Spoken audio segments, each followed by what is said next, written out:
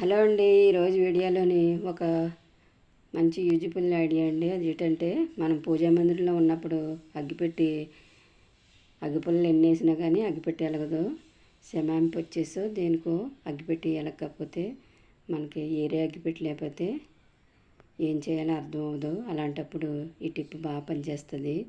ఇలా అగ్గిపుల్లలు ఎన్ని వేసినా కానీ వెలగనప్పుడు ఇలా ఏదైనా పౌడర్ మనం ఇంట్లో యూజ్ చేస్తాం కదా ఫేస్కి, ఆ పౌడరు ఇలా అగ్గిపెట్టి మీద వేసి రబ్ చేయాలి. ఏదన్నా క్లాత్తో కానీ చేతితో చేసినా పర్లేదు, లేకపోతే ఏదన్నా పేపర్ తీసుకుని ఇలా రబ్ చేసినట్లయితే పౌడర్ వేసి మనం వెంటనే వెలిగించినట్టునే వెలిగేస్తుందండి అగ్గిపుల్ల. చూసారా, మనకు ఏ టైంలో అయినా సరే ఇలా యూజ్ చేసుకోవచ్చు. పౌడర్ వేసి ఈ టిప్ అందరికీ ఉపయోగపడుతుంది. ఉపయోగపడిన వాళ్ళకి షేర్ చేయండి.